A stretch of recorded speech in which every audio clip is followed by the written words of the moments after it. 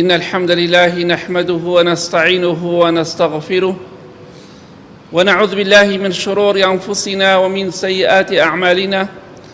من يهده الله فلا مضل له ومن يضلل فلا هادي له، وأشهد أن لا إله إلا الله وحده لا شريك له، وأشهد أن محمدًا عبده ورسوله. أما بعد، فإن خير الكلام كلام الله، وخير الهدي هدي محمد صلى الله عليه وآله وسلم، وشر الأمور محدثاتها، وكل محدثة بدعة، وكل بدعة ضلالة، وكل ضلالة في النار. خۆشەویستان، وەکوەوەی کە پێغەمبەری خوا صلی الله عليه وسلم لەناو ئێمەدا بێت، بمان بینیە، لەگەڵمانە بژی. معجزەیەکی پێغەمبەری خوا صلی الله عليه وسلم کە ئەمڕۆ بە چاوەکانی خۆمان دەیبینین و پێشتریش بینیمانە. لە حەدیثێکی صحیح جامع صغیر هاتۆ خۆشەویستی خوا فەرمێ صلی الله عليه وسلم: يوشك الأمم أن تداعى عليكم كما تداعى الأكلة إلى قصعتها. نزيكا واتدور نية بێباوەڕان هەمویان کۆ ببنەوە، یەک بگرن بۆ دژایەتیکردنی ئێوە، بۆ کوشتنی ئێوە، بۆ لەناوبردنی ئێوە، بۆ برسیکردنی ئێوە. نزیکە هەموو بێباوەڕان یەک بگرن بە فکرە جیاوازەکانیانەوە، بە گاورەوە، بە جوولەکەوە، بە بتپەرستەوە، هەر هەمویان یەک بگرن، یەکتری بانگ بکەن. هەروەکو چۆن کۆمەڵە کەسێک بانگ ئەکرێ بۆ سەر سفرە و نان خواردنێک، سفرەیە داخرێ بە جەماعەت و تێ فەرموو وەرنە سفرەکە. ئێستا ئێمە وڵاتی موسڵمانان بۆتە سفرە، بۆتە خواردنێک، وڵاتەکان هەمویان یەکتری بانگکەن بۆ سەر ئەو سفرە و خوانە، بۆ سەر ئەو نان خواردنە کە ئێمە بووینەتە سفرەیەک و نانێک. ئەوان بانگی یەکتری دەکەن بۆ خواردنی ئێمە و بۆ لەناوبردنی ئێمە، بۆ برسیکردنی ئێمە. لە نەوەتەکانە حەسارێکیان خستە سەر وڵاتەکەمان، زۆرێکمان بینمان دێ کە حاڵی خەڵکی چەندێک خراپ بوو. ئەمڕۆ خستیانە سەر غەزە، بەیانی دەیخەنە سەر وڵاتێکی تر، ئەوە ئەفریقا و سۆماڵ هەر باسی مەکە. ئەوان هەمویان بانگی یەکتری دەکەن بۆ سەر ئەوەی کە دژایەتی ئێمە بکەن، برسیمان بکەن.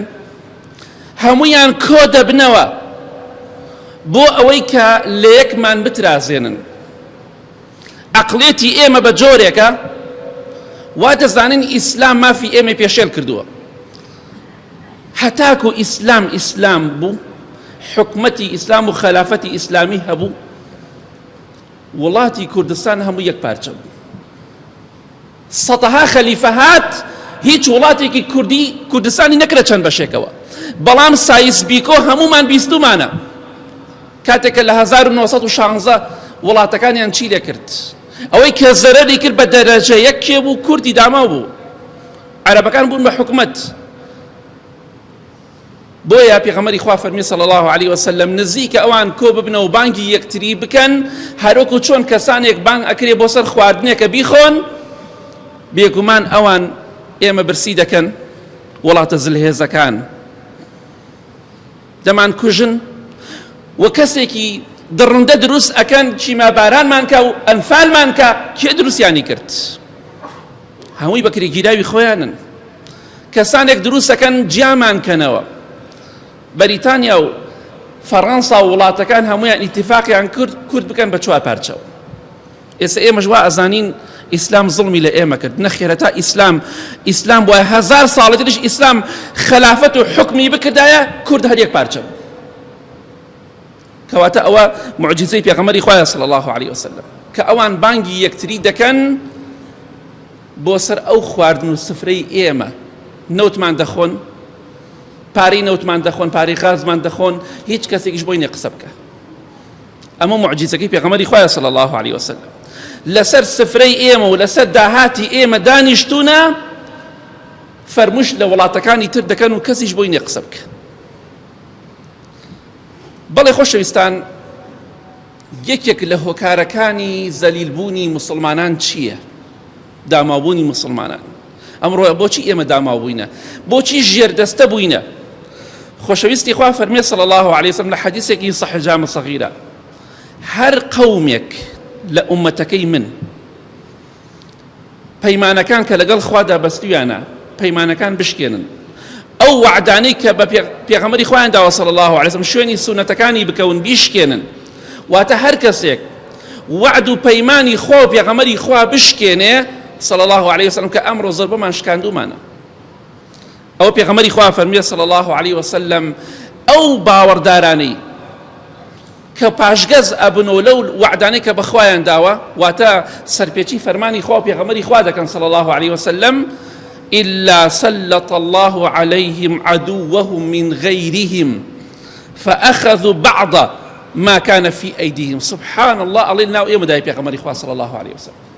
هر قومك لأمتكي من وعد بيماني خواه بيغمري خواه بشكينا صلى الله عليه وسلم، إلا خواهي قورا دجمن زال أكاب سريانا دجمني خويان بلام دجمنك من غيرهم، واتا لمسلمانان نییە. ئەبینی وڵاتە زلهێزەکان ئێستا زاڵبوونە بەسەرمانە، زاڵبوونە بەسەرمانە. ئەفەرمێ ئەوەی کە هەتانە داهاتی خۆتان، پارەی خۆتان، بوجەی خۆتان هەندێکی لێ دەخۆن و لێشتان دەستێن و کەسیش بۆی نێ قسە بکە. ئەوانەی کە لەم وڵاتەدا هاتوونەتە ئەم وڵاتەوە چەند ساڵە لەم وڵاتەدان، وەڵڵاهی ئەگەر حاجەتی پشیلەیەکیان پێ پارەی پشیلەکە سەر ئەو داهاتی ئەو نەوتەیە، ئەوە خۆیان هەر باسی مەکە. پێغەمبەری خوا فەرمێ صلی الله علیه وسلم ئەوەی کە خۆتان هەتانە هەندێکی دەخۆن وەزاڵیش دەبن بەسەرتانە دوژمنەکانتان لە غەیری خۆتان، واتە زمانی خۆتان نییە، وەکو ئێوە باوەڕدار نین. ترەمپ دێتە سێ وڵاتەوە، هەرسێکیان ئەگوشێ و ئەڕاتەوە، هەرسێکیان ئەدۆشێ و ئەڕاتەوە، کەسیش بۆی نێ قسە بکە. ئەبێ پێشوازیە گەرمیشی لێ بکرێ، بە پێشوازیشەوە بەڕێ بکرێ و پێشوازیشی لێ بکرێ و ئیستیقبال بکرێ. ئەیان دۆشێ هات فەڕێکی لەدا و سێ وڵاتی دۆشی و ڕۆشتەوە، کەسیش بۆی نێ قسە بکە. ئەوەیە داهاتی مسلمانان دەخۆن. بەڵام هۆکارەکەی چییە؟ هۆکارەکەی ئەوەیە پێغەمبەری خوا فەرمیێ صلی الله علیه وسلم هەر کاتێک ئێوە لەگەڵ خۆ پێغەمبەری خوادا صلی الله علیه وسلم ڕازگۆ نەبوون، خوا دوژمنێکتان بۆ دەنێرێ لە غیری خۆتان، ئەوەی کە هەتانە هەندێکی دەخوا، نەک هەموویە، بەعض هەندێکی دەبات. ئەو واقعیە، کەس ئینکاری ئەو شتە ناکە. ئێمە خاوەنی هیچ شتێک نین. ئایا نوێژ نەکردن کە ئێستا هەزارەها کەسەیە لە ماڵەوە دانیشتووە نوێژ ناکات؟ ئایا ئەو کچانەی ئەو ژنانەی کە لە بازاڕن هەمووی سافیرن؟ ئایا ئەو هەموو خراپەکاری و غەش و خیانەتەی کە لە بازاڕە ئەکرێ ئەمە هەمووی شکاندنی وعدی خوا پێغەمبەری خوا نییە صلی الله علیه وسلم؟ دەی ئەبێ باجەکەی بدەین، ئەبێ هەر ئاوا داماو بین حتا نەگەڕێنەوە بەلای خوا. ئەو پێغەمبەری خوا فەرمێتی صلی الله علیه وسلم بۆیە دوژمن زاڵ بۆ بەسەرمانە، داهاتیشمان دەخوا و بۆشمان نییە قسە بکەین، چونکە لەگەڵ خوا و پێغەمبەری خوادا صلی الله علیه وسلم ئێمە وعدمان شکانە و وعدە خلافین. کاتێک کە پێغەمبەری خۆشەویستمان صلی الله علیه وسلم فەرمی وڵاتەکان هەمویان کۆ دەبنەوە بێدینەکان هەمویان بانگی یەکتری دەکەن بۆ دژایەتیکردنی ئێوە. کاتێک کە باوکی ئێمە براکانی ئێمە لە شەڕی کۆیتا زۆرێکیان بینیان مسلمان نەبوون، 32 وڵات چەندێک هەمویان کۆ نەبوونەوە بۆ لە ناوبردنی مسلمانان، هەر کامێکیان بکوژ لێ مسلمانە کێشیان نییە. ئەمە کۆ دەبنەوە، یەک دەگرن، با فکریان جیابێ، بەڵام بۆ دژایەتیکردنی مسلمانانی یەکن. پێغەمبەری خوا صلی الله علیه وسلم کاتێک کە باسی ئەمەی کرد ئەوان کۆ دەبنەوە، هەمویان بانگی یەکتری دەکەن بۆ لە ناوبردنی ئێمە، بۆ کوشتنی ئێمە، بۆ برسیکردنی ئێمە. سەحابەکان فەرموویان ئەی پێغەمبەری خوا صلی الله علیه وسلم کاتێک کە کافرەکان و بێباوەڕەکان ئاوا لەگەڵ ئێمەدا دەکەن کۆ دەبنەوە، یەک دەگرن بۆ دژایەتیکردنی و لە ناوبردنی ئێمە، ئەو ڕۆژە ئێمە کەمین. پێغەمبەری خوا فەرمووی صلی الله علیه وسلم بەل ئەنتم یەومەئیذ کەثیر، نەخێر نە وەڵڵا کەم نین، ئێوە ئەو ڕۆژە زۆرن، چۆن دەڵێ زۆر و بۆر، زۆر و بۆرن، بەڵام ئێوە ولكنكم غثاء كغثاء السيل، کاتێککە لافاوێک لە دۆڵێک و دەڕوات لە شیوێکەوە دەڕوات تەماشا دەکەی چیلکە دەبا دارە بە هەرچی لەگەڵیا ڕێک ئەی پێچێتەوە ئیبات ئەوەی کە لەبان لافاوەکەی دەڕوات چەندێ سووکە چەندێ وەزنی هەیە ئەو لافاوە داری گەورە دەبات داری بچووک دەبا چیلکە دەبا پوش و پەڵاش دەبا هەموو شتێ لەگەڵ خوا دەپێچێتەوە دەیبات چووکە سووکە و ئاوەکە بە قووەتە ئەفەرمێ ئێوەش وەکو ئەو شتەوان لەگەڵ لافاوەکە دەڕۆن هیچ نین زۆربۆرن زۆرن مسلمانان بەڵام هیچ وەزنێکتان نییە هیچ سامێکتان نییە هیچ غیرەتێکتان نییە زۆربەتان بۆ دینەکەی خوا بۆ لەبەر ئەوەی گرنگ نییە بەلاتان و دینداری ئێستا سوێن بەخوا کە زۆربەی ئەو خەڵکی کە لە مزگەوتە ئێستا بڵێ حکمی خوا تەطبیقە ئامادەی تەطبیقیکە ئەگەر بزانێ شەرعی خوا لەگەڵ یان نییە نایکەت زۆرم بینیوە ئیمامی عەبدوڕەحمانی کوڕی عەوف ڕەزا و ڕەحمەتی خوای لێبێ کە لە سەحیح بوخاری هاتۆ دەفەرمێت لە ڕۆژی غەزای بەدرا وەستا بووم لە ڕیزە بەرامبەر کافرەکان بەرامبەر ئەبوو جەهل و سوپاکەی دوو گەنج لە ڕاست و چەپی منەوە بوون گەنجی مناڵ مێرد مناڵ هەرزەکار چۆن دەڵێشتا بە تەواوەتی خەتی نەداوە دوو گەنج لامۆیکیان هات ئاوایەکی دەم کردوتی مامە وتم بەڵێ وتی ئەبوو جەهل ئەناسی وتم بەڵێ تۆ ئەبوو جەهل بۆ چییە ئەبوو جەهل بەو بە هەموو بە قووەتیەوە مناڵێکی وەک تۆ گەنجێکی وەک تۆ ئەبوو جەهل بۆ چه پرسیاریەکی مامەگیان من ئەبوو جەهل ناناسم تۆ ئەی ناسی پیشانم دە وتی بۆ چیتە قسەی بە پێغەمبەری خوا کردووە صلی الله عليه وسلم والله بەس بیبینم لاشەم لە لاشەی نابێتەوە یا بێ بمکوژێ یایکوژم ئەڵێ ئەوەی لای چەپیشمەوە بە هەمان شێوتی مامەگیان ئەبوو جەهل ناناسی وتم بۆ چیتە هەمان قسەی ئەو گەنجەی کرد هەردووکیان هێرشیان کرد بۆ ئەبوو جەهلیان کوشت چونکە قسەی بە پێغەمبەری خوا کردووە صلی الله عليه وسلم بەڕاستی کاتێک کە کۆمەلگا ئەم کەسانی تێدا بوو ئەو کاتە بەهێز دەبێ بەڵام کەسانێکی وەکو من و تۆی دیابێ کچەکەمان سافیرەی گوێمان پێی نییە ژنەکەمان سافیرەی گوێمان پێی نییە مناڵەکانمان نوێژ ناکەن گوێمان پێی نییە غەش دەکەین گوێمان پێی نییە حرام دەخۆین گوێمان پێی نییە ئەوە سەرنجامەکەی دەبێت ئەوەمان بەسەرا دێت ئەوانەی کە بەراز خۆرن زاڵا بن بەسەر ئێمەدا ئەوانەی کە بەرامبەر مسلمانان نیان دەوێرا سەربەرزکەنەوە سەربەرزیان کردو ئێستا حساب بۆ ئێمە ناکەن چونکە ئێمە زۆر و بۆرین ئەوە هۆکارەکەیتی خزمەتی ئەو دینەی خوا ناکەین و هەر کاتێکیش دینی خوا لەگەڵ بەرژەوەندی ئێمەدا نەبوو بەکاری ناهێن و باوەڕمان پێی نییە پەنا بەخوای گەورە ئەڵێن نایکەین بە شەرعی خوا ڕازی نابین کەواتە چی سوودێکی ئێمە بوونمان چی سوودێکی هەیە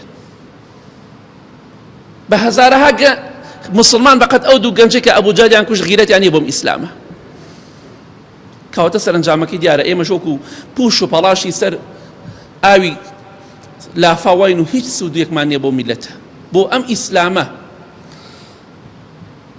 بەڵام لێرە دەمێ قسێ بکەم هەندێک کەسی تێنەگەیشت و دوو لە ڕیبەڕێستان کە دەڵێم عەقڵت کۆکەرەوە ئەڵێ غەزە چی پەیوەندێکی بە ئێمەوە هەیە ئەمڕۆ غەزە ئێلانێ بانی وڵاتێ تر بێ موسڵمان باشە من پرسیار لە تۆ دەکەم تۆ ئەڵێ پەیوەندی بە منەوە نییە خوای گەورە دەفەرمێ ئینەمە المؤمنون ئیخوە باوەڕداران برای یەکن تۆ باوەڕداری یا باوەڕدار نیت ئەویش باوەڕدار نییە ئەتوانی بڵێ غەزە کافرە نەخێر مسلمان نییە وەک تۆ ناڵێ لا ئیلاهە ئیلا الله وەک تۆ شایەتمان ناهێنێ وەک تۆ نوێژ ناکە چۆن پەیوەندی بە تۆ نییە خوا دەفەرمێ باوەڕداران برای یەکن ئیتر هەر زمانێکیان هەبێ کەواتە برای تۆیە ئەمە خاڵی یەکەم خاڵی دووەم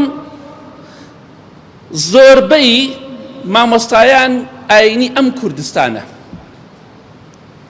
دەڵێن ئێمە لەسەر مەزهەبی ئیمامی شافعین زۆرێکان وا دەڵێن وایە و بیستمانە زۆرێک دەڵێن ئێمە لەسەر مەزهەبی ئیمامی شافعین ئیمامی شافعی خۆ کورد نییە عەرەبە بۆچی پەیوەندیت بەوە هەیە ئیمامی شافعی مناڵی غەزەیە لە شاری غەزە لەدایک بووە ئەوە دانزانیوە شارەکەی ئیمامی شافعی ئەمڕۆ وێران کراوە مسلمانێک دەڕوات خواردنێک بۆ خۆی بهێنێ فەردەی ئارد بێنێ دەیکوژن کوا مافی مرۆڤ کوا مافی ئینسان کوا مافی ئافرەت و منداڵ ئەوە تەنها درۆیە کە ئەوروپا دەیکە وڵاتە زلهێزەکان دەیکەن ئێمە مسلمانین لا ئێوان مرۆڤ نین.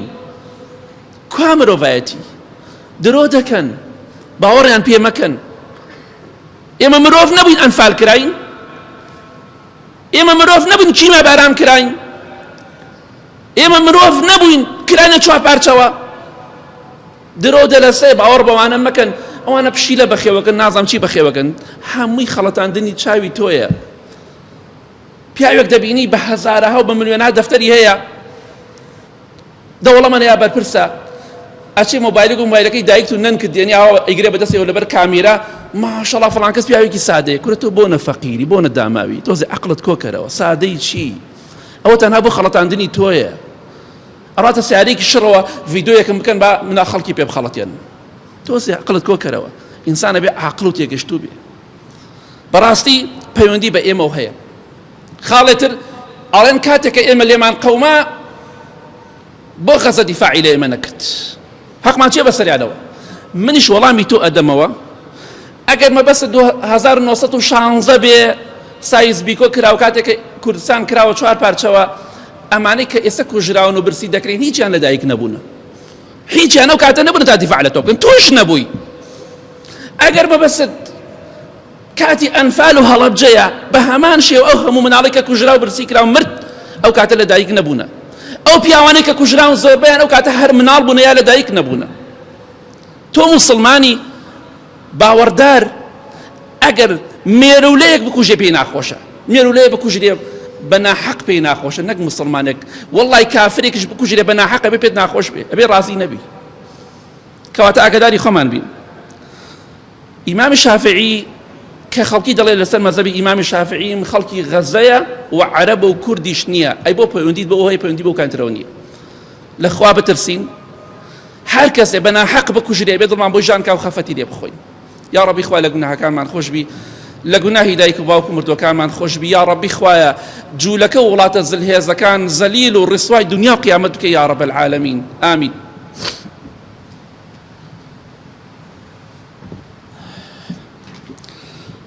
الحمد لله والصلاة والسلام على رسول الله وعلى آله وصحبه ومن والاه.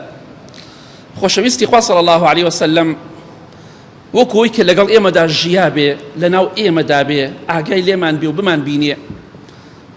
ئەمە معجیزەیەکی گەورەی پێغەمبەری خوایە صلی الله عليه وسلم کاتێک لە حەدیثەکە فەرمووی کە لە صحیح ئەبو داود هاتووە، بەشێ لەو حەدیثەی کە باسمان کرد پێشتریش، پێغەمبەری خوا فەرمیێ صلی الله عليه وسلم دوای ئەوەی کە دوژمن زاڵە بێ بەسەرتانە و ئێوەش زۆرن و بۆرن، ئەمجا پێغەمبەری خوا فەرمیێ صلی الله عليه وسلم خوای گەورە ترس و خەوف لە دڵی کافرەکان دەرئەکا بەرامبەر بە ئێوە، واتە لێتان ناترسن. ئەوە کارەسات ئەمڕۆ بێباوەڕان وڵاتە زلهێزەکان لێمان ناترسن، ئێمە لەوان دەترسین. شتەکە پێچەوانە بۆتەوە. ئیمامی خالیدی کوڕی وەلید پێشەوا و پێشەنگ و قائیدی باوەڕداران ڕەزا و ڕەحمەتی خوای لێبێ، کاتێکە هات وڵاتەکانی لە بێباوەڕی و لە کوفر ڕزگار کرد بە ئیزنی خوا، تەماشای ئەو غیرەتەکە نامەیەکی نارد بۆ کیسرا پاشای فارسەکان، وتی ئەی کیسرا مسلمان بە سەلامەتە بی،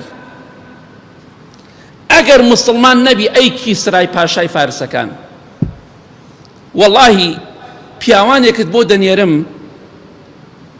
يحبون الموت كما تحبون الحياة، هەر وەکو چۆن ئێوە حەستان لە ژیانە ئەو پیاوانەی کە من بۆتان ئەنێرم هەمویان حەزیان لە مردنە، هەر وەکو چۆن ئێوە حەستان لە ژیانە. چەنێ تا مەزڕۆی ژیانن ئێوەی بێباوەڕ، ئەوان زیاتر تا مەزڕۆی مردن لە پێناو خوادا بکوژرێن. ئەگەر مسلمان نەبی ئەوانت بۆ نێرم. کاتێکی کیسرا نامەکەی خوێنایەوە، ئیمامی خالیدی کوڕی وەلید ڕەزای خوای لێبێ هەڕەشەی لێ دەکا، ئەگەر مسلمان بی سەلامەتن، حەقمانێ بەسەرتانەوە. تەواو. کیسرا یەکسەر نامەی نارد بۆ مەلیکی سین، بۆ پاشای چین، نامەی نارد بۆ پاشای چین، وتی پێویستمان بە یارمەتیە ئەی پاشای چین. جاران تەیارە نەبووە، بێ کابرا بە چەندەها مانگەم جاگەشتە ئێرانە، بە ئاسانی نەیەگەی. ئێستا شەکە تەیارە نەبێت جوولەکە چییە؟ جوولەکەی ترسنۆک چییە؟ ئەگە تەیارە نەبێ ئەوانە پیاوی ئەوەن موسڵمانان بکوژن نابەخ. پاشای چین نامەکی کیسرای پێگەیشت داوای یارمەتی و کۆمەکی ئەکا. موسڵمانان هەڕەشەمان لێ دەکەن، ئێمەش چاریان ناکەین. ئەزانی وەڵامەکی پاشای چین چی بوو؟ وتی ئەی کیسرا یا کیسرا لا قووەتە لي بقوم لو أرادوا خلع الجبال لخلعوها. أي كسرى من ناتوانم بەرەو ڕووی سوپایەک ببمەوە کە باوەڕدارانن ئەگەر بیانەوێ شاخێکی گەورە هەڵکەن هەڵی ئەکەنن. من چۆن نتوانم بەرەو ڕووی ئەوانە بمەوە؟ بەخوا حەقم نییە بەسەرتەوە. هیچ کەسێکی بۆ کیسرا نەنات، تەعمەن کیسرا لە ناوچوو. ئەوە غیرەتی موسڵمانان بوو، ئەوش بێغیرەتی حاشا عەزری بێ باوەڕان بوو کاتی خۆی. من ناتوانم لەگەڵ قەومێکا بجەنگم، من ناتوانم سەربازت بۆ بنێرم بۆ قەومێک ئەگەر بیانەوێ شاخێک لە بن هەڵکەن هەڵی ئەکەنن. من چۆن نتوانم بەرەو ڕووی ئەوانە بمەوە؟ ئەوەیە پێغەمبەری خوا فەرمی صلی الله عليه وسلم خوای گەورە سزاتانەدا چونکە ئێوە ڕێگای خوا ناگرن.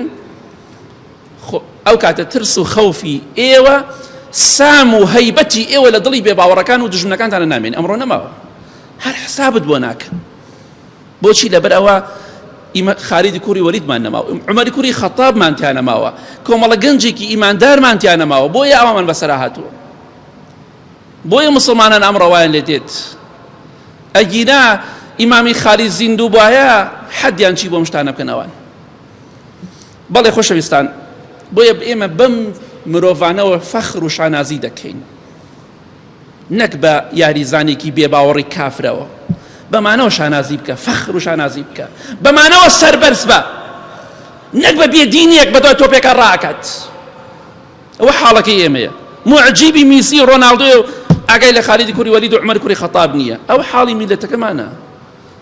بە دیار وتارێک و دانانیشێ پەڕێدا یەک سەعات و نیە دانیشێ بە دیار یاریەکە وزام ئەم کافرەی باتەوە ئەو کافرەی باتەوە. ئەو حاڵەکەی ئێمەیە. بەتەماین مەهابەت و سام و هەیبەتمان لای کافرەکان هەبێ نابێت. ئێمە شێت و شەیدای ئەوان بووینە، ئەوان حسابمان بۆ ناکەن، بە مرۆڤمان نازانن. بەڵێ خۆشەویستان، پێغەمبەری خوا فەرمی صلی الله عليه وسلم لە حەدیثەکەی صحیح ئەبو داووددا فەرمووی خوای گەورە وەکو سزایەک ئێوەی موسڵمانان کە ڕێگای خواتان بزر کرد، کە ڕێگای خواتان بەردا، حرامتان خوارد، زیناتان کرد، ژنەکانتان و کچەکانتان سافیرە بوو، زۆرێکتان نوێشتان نەکرد، ئەو کاتە خوای گەورە وەهن ئەخاتە ناو دڵیەوە، وەهن زەعیفی و لاوازی. وتیان چی؟ ئەی پێغەمبەری خوا صلى الله عليه وسلم وهن چیە؟ فەرمووی حب الدنيا وكراهية الموت. ئەو کاتە ئێوە دنیاتان خۆشەوێ، حەز لە مردنیش ناکەن. ئێستا ئەمڕۆ وای ئێمە چونکە ڕووی مردنمان نییە، حەز دەکەین بەس بژین. ئەگەر بە مام حاجیەک بڵێ فڵان کەس زڵمی لێت کرد و هەڵیگرێ بۆ قیامەت، چی لە قیامەت کەم؟ یەکسەر ئاوا دەستی شاوە لێکا، جنۆکەکە ئاوای لێکا، یەکسەر بڵێ چی لە قیامەت کەم؟ من دنیامەوێ، واز لە قیامەت بێنە. ئەها حب الدنيا. ئەجیناسیۆن بخوا بەقەت تۆوی خەردەلەیە، کەمتریش لە تۆوی خەردەلەیە، زڵم و ستەمت لێ بکرێ، ماڵت بخورێ، لە قیامەت وەرەگریتەوە. ظالم لە دنیا زەلیلە، لە قیامەت زەلیلە. ظالم لە دنیا ڕسوایە، لە قیامەت ڕسوایە. بۆیە بێخەم بە دنیایەک و محاسبە و محکەمەیەکی تر هەیە، هەموو مافەکانت بۆ دەگەڕێتەوە کە زڵمت لێ کراوە، موچەت خوراوە، پارەت خوراوە، حەقت پێ نەدراوە، هەرچیت بەسەر هاتووە ڕۆژێک دەگشتی وەرەگریتەوە بە ئیزنی خوا. بۆیە ئەوە کە کێشەکەی ئێمەیە. خۆشەویستی دنیا وای لێمان کردووە کە حەز بە هیچ شتێک ناکەین، حەز بە مردنیش ناکەین. بۆیە پێغەمبەری خوا فەرمووی صلی الله علیه وسلم ئەو کاتە خوا وا لە ئێوە دەکات دنیاتان خۆش بێ و حەز بە مردن نەکەن. بۆچی ئەم وڵاتە عەرەبیانە، ئەم وڵاتە دەسەڵاتدار 57 وڵاتی موسڵمان هەیە، نزیکی 2 ملیار موسڵمان هەیە، بەڵام وەکو پوش و پەڵاشی سەر لافاوان، ئاوی سەر لافاو. ئەمە کارەساتەکەیە. لەبەر خۆشەویستی کورسیەکی کە ئەو کورسی حەلاق وایە و لە دەستی ئەچێ، لەبەر خاتی کورسیەک بۆتە بەکرێ گیراو، لەبەر خاتی کورسیە کە لە دەستی ئەچێت خوای لە خۆی تووڕە کردووە زڵم لە ئەمەکە و لە ئەوەکە ئەکات. کورسەکەی تۆ کورسی حەلاقە، ئەگەر بۆ پێشە تۆ بمایەتەوە لەسەری نەبووی ئەمڕۆ. بۆیە لە کۆتاییدا دەڵێم یا ڕەبی خوایە دڵمان خۆشکەی بە مردن و بە زەلیلکردنی ئەو سەرکردە وڵاتە زلهێزانە ئەوانشی بە کرێی گیراوی ئەوانن بە مردنیان. کاتێکە یەکێ لە زاڵمەکان لە عێراق ناوی حەجاجی بن یوسف ئەثەقەفی بوو، ناویمان بێسەوە حەجاج زۆر زاڵم بوو، بە سەدەها هەزار خەڵکی کوشت لەم عێراقەدا. حەجاج بەناوبانگ بوو. کاتێککە حەجاج مرد پیاوێک هات بۆ لای قەسرەکەی حەجاج بە پاسەوانەکەی وت ئەمەوێت حەجاج ببینم. ئەیزانی حەجاج مردووە، وتی حەجاج مردووە. بینینی چی؟ مقابلەی چی؟ ئەو مردووە. پیاوەکە ڕووی دەوری سەعاتی 2 سەعاتی پێچوو هاتەوە دووبارە بە پاسەوانەکەی وتەوە ئەمەوێت حەجاج ببینم مقابلەی لەگەڵا بکەم، هەنێک ئیشم بێتی. وتی پێت ئەڵێم حەجاج مردووە. پیاوەکە ڕۆشت. جاری سێم هاتەوە وتی بەڕێزم بە پاسەوانەکە ئەمەوێت حەجاج ببینم. وتی تۆ تێناگەی، من ئەڵێم حەجاج مردووە، بینینی چی و مقابلەی چی؟ وتی ئەزانم تێئەگەم، ئەزانم حەجاج مردووە، بەس بەخوا ئەوەنە چێژ وەرەگرم کە تۆڵی مردووە، بۆیە هەردێم و ئەڕۆم. هەموو جارێکە کە دێم وڵات ئەڵێ حەجاج مردووە زۆر دڵخۆشە بم، چێژ وەرەگرم، چێژ لەو قسەیە، بۆیە دێم و ئەزانم چاک لێ تێگەم، بەوە دڵخۆشم. بە ئیزنی خوا ئێمەش مردنی ئەم مجریمانە کە ئاوا مسلمانانی غەزە و هەموو شوێنە برسی دەکەن، مردنی ئەو مجریمانە دەبینین کە ئێمەیان کردە چوار پارچەوە، کە دڕندەیەکیان بۆ ئێمە دروست کرد، ئەنفالیان کردین و کیمە بارانیان کردین، مناڵی کۆرپە مناڵی بێتاوانیان داوە بەرفی شەک و کەلیان بەرفی شەک تەقان. ئەمڕۆ دەڵێ پیاوێت چاک بوو. الله ئەکبەر. دایک و ئامۆزا و خوشک و پورزا و خاڵۆ و ماموو کە سوکاری تۆ دراوە بەر گولە و دەستڕێژی گولە پیاوی چاک بوو.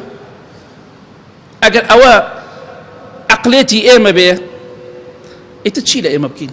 مناڵ تاوانی چییە؟ مناڵی بێ داماوە، مناڵی داماو کە مێشکی بدێتە بەرفی شەک قانونی بۆ قانونی چی؟ ئەگەر ئێمە بە مرۆڤ بزانایە ئەوەی لە ئێمە نەدەکرد. بۆیە برا بەڕێزم ئێمەش ئینشاءڵڵا ڕۆژێک دێت بە ئیزنی خوا بە مردنی سەرۆکی وڵاتە زلهێزەکان و بە مردنی ئینشاءڵڵا بنیامین ناتانیاهۆ ئینشاءڵڵا بەش هاوشێوەی ئەوانش هەروەکو چۆن بە شارۆن دڵخۆش بن کاتی خۆی، ئینشاءڵڵا مردنی ئەمانە دەبینین کە ئاوا مسلمانان زەلی دەکەن، کە ئاوا زوڵم مستەمان لێ دەکەن. وەڵڵاهی ئەوەشی کە بەرامبەر بە ئێمە دەکرێت ئەم هەموو قەیران و بێموچەیە دەستێوانی تایە، هەموو شتێک دەستێوانی تایە، دڵنیا بنەوە. ئەوانیش بە شەریف نەزانن، بە مبارەک نەزانن، ئەوانیش کەم نین، دەیانەوێت ئێمە لە خۆشییان نەژین، هەر ڕۆژی لایەکە گرن، هەر ڕۆژی لایە تەعزیب بدەن و برسیەکەن. بۆیە ئینشاءڵڵا ڕۆژێ دێت هەروەکو چۆن کابرا بە مردنی حەجاج دڵخۆش بوو، ئینشاءڵڵا ئێمەش چەند جارێ سێری دەکەین لە ئیخبارەکان فڵان مرد فڵان مرد فڵان مرد، بە ئیزنی خوا دڵخۆش دەبین. و ئینشاءڵڵا ئەوەی کە مردووە لە مسلمانانی ئێمە و مسلمانانی غەزە و وڵاتەکانی تر، ئێمە دەڵێن بە باوەڕەکان وەک سەحابەکان فەرمویان ئەی بێ باوەڕان، کوژراوی ئێمە لە بەهەشتان، کوژراوی ئێوە لە دۆزەخان. بۆیە سەربەرزین، وەڵڵاهی ئەوەی بە ئیمانەوە کوژراوە شەهیدە ئینشاءڵڵا بردێتیەوە، ئەوەشی لە بێ باوەڕان کوژراوە ئیلا جەهەنەم و بئس المەصیر. کەواتە سەربەرزین، ڕۆژێ دێ خوای گەورە محکەمەی هەموو کەسێ دەکات. ئەو کاتە نە تەیارەیە نە تۆپ نە دەسەڵات، هیچ زەلیل و داماون ئینشاءڵڵا زەلیلی ئەوان لە دنیا و لە قیامەت دەبینی ئێمە ئینشاءڵڵا، ئەوانەی کە ئاوا ئێمە برسی دەکەن و وڵاتەکانی تر برسی دەکەن. اللهم اغفر للمؤمنين والمؤمنات والمسلمين والمسلمات الأحياء منهم والأموات من أهل السنة والجمعة والجماعات.